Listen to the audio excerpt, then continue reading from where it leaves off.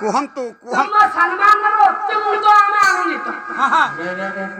ଆଉ ପ୍ରସ୍ତାବଟି ରଖୁଛୁ ଆପଣ କିଏ ମର୍ତ୍ତ୍ୟପୁର ହସ୍ତିନାନଗର ରାଜା,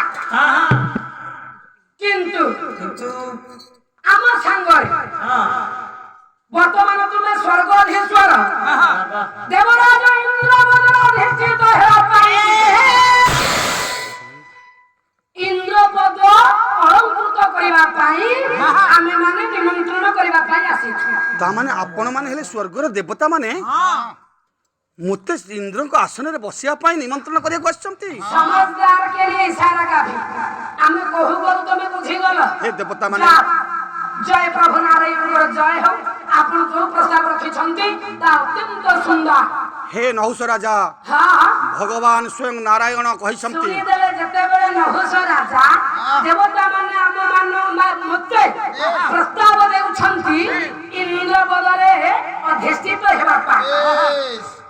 ଆନନ୍ଦିତ ହେଲା ଆଜ୍ଞା ରାଜା ନହୁଷ, ଆନନ୍ଦିତ ଖୁସି ଆଜ୍ଞା କହିଲେ ଅସମ୍ଭବ ମତା ସମ୍ଭବ ହେଲା, ଅସମ୍ଭବ ମତା ସମ୍ଭବ ହେଲା, ଅସମ୍ଭବ ମତା ସମ୍ଭବ ହେଲା, ଅସମ୍ଭବ ମତା ସମ୍ଭବ ହେଲା।